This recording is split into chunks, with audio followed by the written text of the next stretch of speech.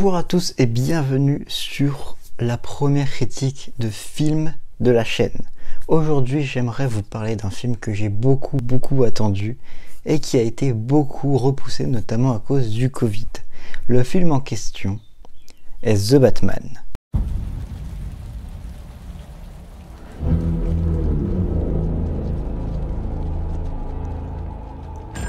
Police! Hands up! Stay still! Get out of here!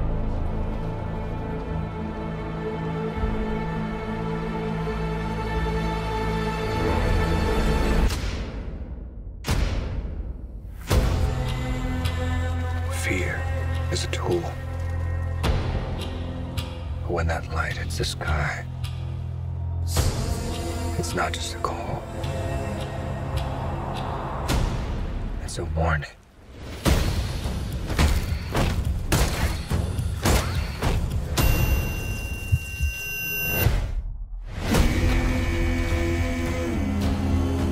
I've been trying to reach you. Fire the gun! This is a powder keg, and Rither's the match. I can take care of myself.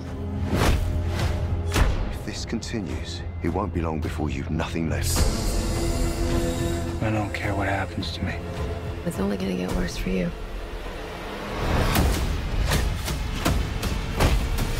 Whoa! Take it easy, sweetheart. Hear everything they say, ain't you? Maybe we're not so different. Who are you under there?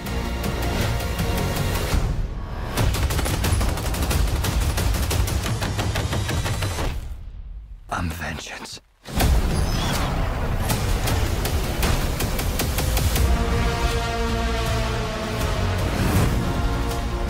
What's black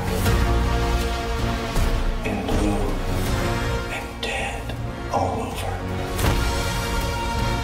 You. Dear God.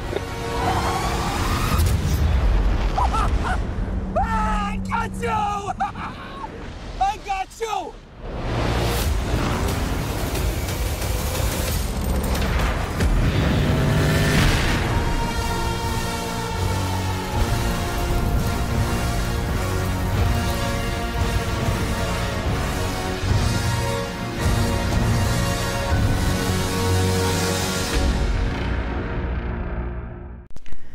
Je tenais aussi à vous signaler que si vous regardez cette vidéo, c'est que vous avez vu le film ou que vous voulez vous faire spoiler. Voilà. Maintenant vous êtes prévenus, on va passer au film. Donc The Batman est un film réalisé par Matt Reeves qui a réalisé 2 opus de la saga de la planète des singes, donc vous devez peut-être le connaître. Le film dure à peu près 3 heures. Et dedans, on peut y retrouver Robert Pattinson, Zoe Kravitz, Jeffrey Wright, Paul Dano, Andy Serkis et plein d'autres acteurs merveilleux. Le film raconte donc les débuts de Batman. Donc Bruce Wayne, ça fait 2 ans qu'il fait Batman. Et là, il va se retrouver face au Riddler, donc l'homme mystère dans les comics, qui est un criminel qui se sert d'énigmes pour tuer ses victime. Et donc c'est pour ça que le film est très dans le détective. Donc c'est vraiment un film de détective là, parce que Batman il va devoir résoudre les énigmes et donc ça va le mener à un endroit et à un autre pour essayer de trouver le Riddler. Et c'est pour ça que c'est peut-être un des meilleurs films Batman. Donc la vidéo sera divisée en plusieurs parties. Donc on aura d'abord ce que j'ai apprécié, ce que je n'ai pas apprécié, quelques mots sur les personnages, donc mon avis sur les personnages notamment, et ensuite on aura 3 anecdotes en rapport avec le film, donc des espèces de secrets de tournage et aussi quelques anecdotes, parce que il y en a qui sont pas vraiment des secrets de tournage. Est-ce que vous êtes prêts? C'est parti. Voilà. Donc pour commencer, dans ce que j'ai apprécié, il y a beaucoup de choses parce qu'il y a beaucoup de points positifs dans ce film. Et on commence tout de suite avec Gotham. Gotham, c'est Gotham. Dans les autres Batman, dans les autres films Batman, à part peut-être Batman vs Superman et tout ce qui est après Batman vs Superman, Gotham n'était pas vraiment une ville, la ville que l'on voyait dans les comics. C'est-à-dire que Gotham, normalement, il pleut, il fait sombre tout le temps, il y a plein de rats, c'est délabré, il y a des criminels partout, il y a la mafia. Et ça, dans les films, par exemple, de Nolan, on ne voyait pas vraiment ce côté batmanesque. Je tenais aussi à vous préciser que je vais utiliser l'adjectif batmanesque. Et donc batmanesque pour dire que c'est vraiment du Batman, quoi. C'est vraiment ce qu'on a l'habitude de voir dans les comics. Donc voilà. Et donc là, en ce qui concerne Gotham, c'était très batmanesque. Ensuite, on a l'intrigue du film, parce que, comme je l'ai dit avant, l'intrigue c'est une intrigue de détective. C'est-à-dire qu'il y a plusieurs énigmes. Il y a Batman qui va aller interroger des gens de partout. Et donc, c'est très détective. Et donc, c'est un Batman. Parce que, aussi, Batman, c'est censé être le plus grand détective du monde. Voilà. Ensuite, donc, il y a certains personnages que j'ai vraiment appréciés, mais ça, j'en reviendrai plus tard, étant donné qu'il y a une partie dessus. Il y a le fait qu'on voit pas beaucoup Bruce Wayne, et le film est centré sur Batman. Et donc ce que je voulais dire, c'est que là dans ce film, c'est vraiment Batman qui écrase Bruce Wayne. C'est-à-dire que Batman prend la totalité de la vie de Bruce Wayne.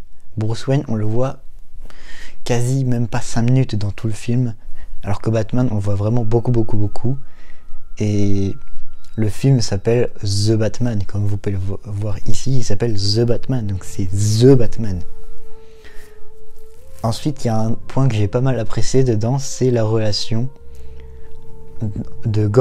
entre Gordon et Batman, qui n'est pas la même que la relation entre Gordon et Bruce Wayne.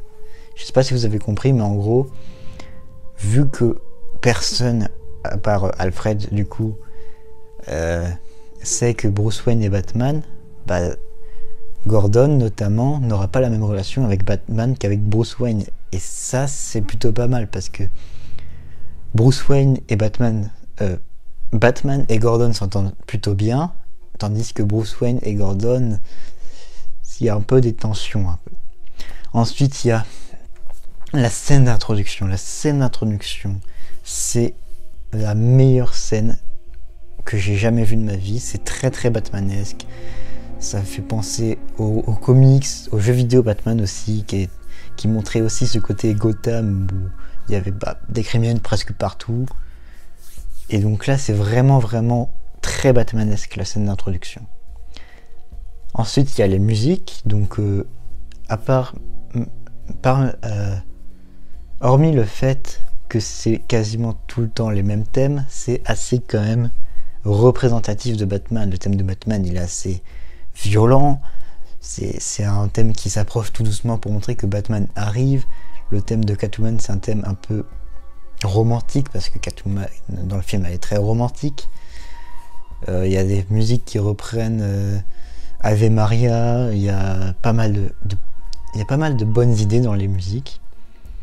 Et enfin, il y a la photographie. La photographie, c'est vraiment un des meilleurs trucs qu'il y ait dans le film. Notamment avec une scène que je vous montre juste là. C'est une scène où Batman est en train de guider des habitants de Gotham. Donc en gros, ils sont dans l'eau, Batman il tient une lumière rouge, et derrière lui il y a des habitants de Gotham, parce qu'il y a eu un accident, voilà, je vais pas vous spoiler. Et en gros, cette scène est juste magnifique. Les couleurs, la scène en elle-même, la musique qui va avec, tout est parfait dans cette scène. Et donc, voilà. Voilà, donc là, c'est fini, mais ça va revenir. Donc, en ce qui concerne des choses que je n'ai pas appréciées, il y en a pas beaucoup. Excusez-moi, il y a la pub là. Donc, Déjà, il y a le fait que, ça c'est un peu exagéré, que malgré le fait que Batman se prenne plusieurs coups de fusil, et que c'est Batman, il n'est pas blessé, quoi. Je suis bien d'accord que Batman, c'est Batman, que Batman il est fort, il a un costume qui est assez renforcé, qui est assez blindé, mais quand même, quoi, je veux dire, dans ce Dark Knight, il se faisait mordre par un chien et ça lui bousillait la jambe, quoi. Là, il a clairement aucune blessure, quoi, ça le blesse pas du tout. Et donc, excusez-moi. Ensuite, il y a le fait qu'il n'y ait pas beaucoup de dialogue. Ça, c'est vraiment un des points négatifs de The Batman, c'est que vous pouvez le regarder en VO, sans les sous-titres, vous comprendrez tout. Parce qu'il n'y a pas beaucoup de dialogue, c'est presque que de la tension et tout, il y a juste des énigmes, des combats, etc. Il y a vraiment peu de dialogue dans le film. Dans 3 heures de film, il n'y a vraiment pas beaucoup de dialogue. Et ensuite, il y a ça. Pour moi, j'ai pas accroché, c'est Catwoman. J'ai rien contre l'actrice, Zoe Kravitz, je la trouve bien dans le rôle. Mais c'est juste que le personnage, quoi, je le trouve un peu trop féminin.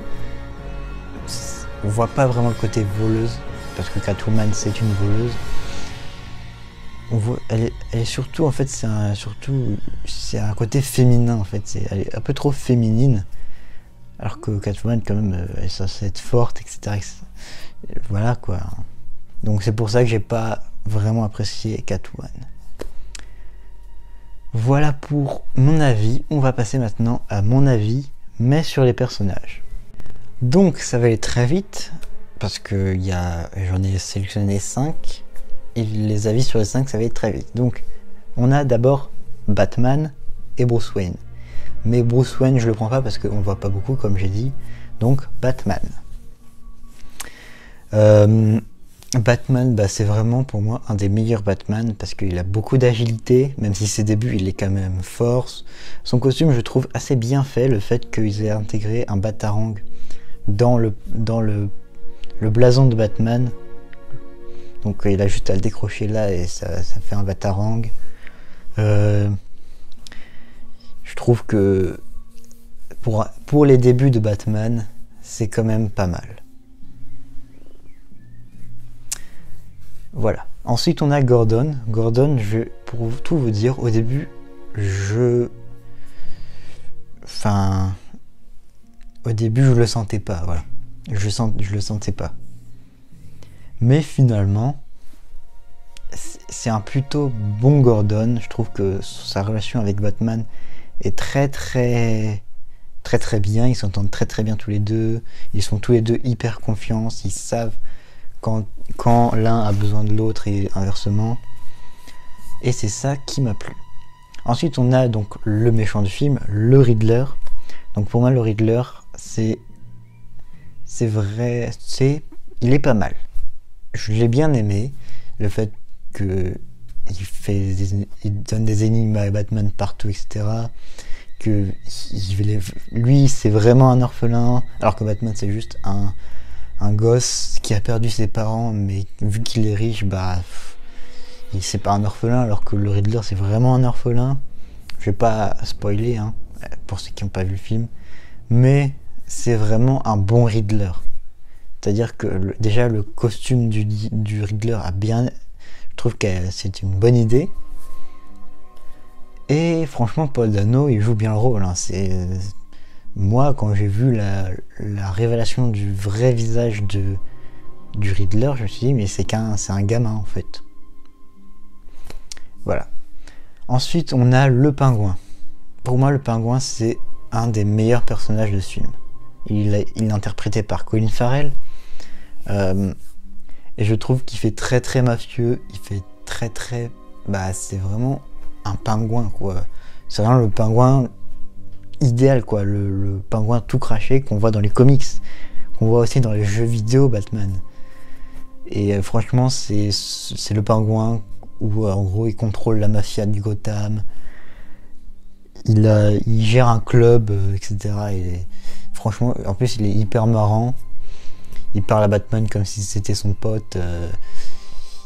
En plus, la course-poursuite avec la Batmobile, elle est géniale. Et voilà. Et bah ensuite, Catwoman, pour moi, je l'ai bien aimé, mais pas trop. Je vous ai déjà dit pourquoi, donc je vais pas m'éterniser dessus. Après, vous allez me dire, oui, il y a un autre personnage qui a sauté aux yeux à tout le monde, c'est le Joker.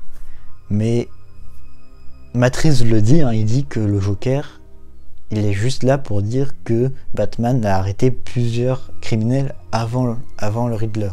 Et donc il ne va pas, peut-être pas, on ne sait pas, être interprété dans d'autres... Enfin, peut-être pas... Il sera pas dans d'autres films. Voilà. Voilà pour les personnages. On va finir avec les secrets de tournage. Donc je vais essayer d'aller vite. Donc le premier secret de tournage, c'est que à la base, c'était Ben Affleck qui devait réaliser le film et qui devait jouer Batman. Donc à la base, The Batman, c'était un projet fait par Ben Affleck, donc le dernier Batman qu'on a eu avec Batman versus Superman, Justice League et tout ça. Mais finalement, Ben Affleck, il a abandonné le rôle et du coup, Matt Reeves l'a repris et il a mis Robert Pattinson à la place. Voilà pour le premier. Le deuxième, c'est que Robert Pattinson, il a appris qu'il allait interpréter Batman le premier jour du tournage de Tenet. Donc Tenet, c'est le dernier film de Christopher Nolan où Pattinson a joué dedans. Et donc le premier jour de tournage, il a appris qu'il allait jouer Batman. Voilà. Et enfin, le film The Batman, c'est le film sur Batman le plus long.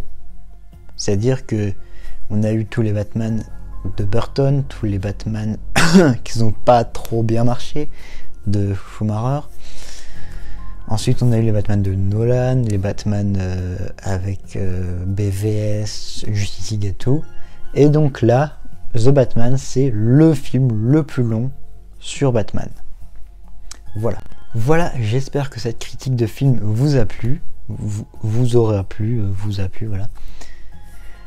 Et dites-le moi si vous voulez d'autres films. Je pense que sur mon compte Instagram, je posterai des sondages pour savoir quel film je critiquerai. Mais là, en tout cas, c'était la critique du film The Batman. Si vous ne l'avez pas vu, allez le voir, il est vraiment bien. Il dure 3 heures, mais les 3 heures, tu les vois pas passer parce que c'est tellement bien que tu t'ennuies pas en fait.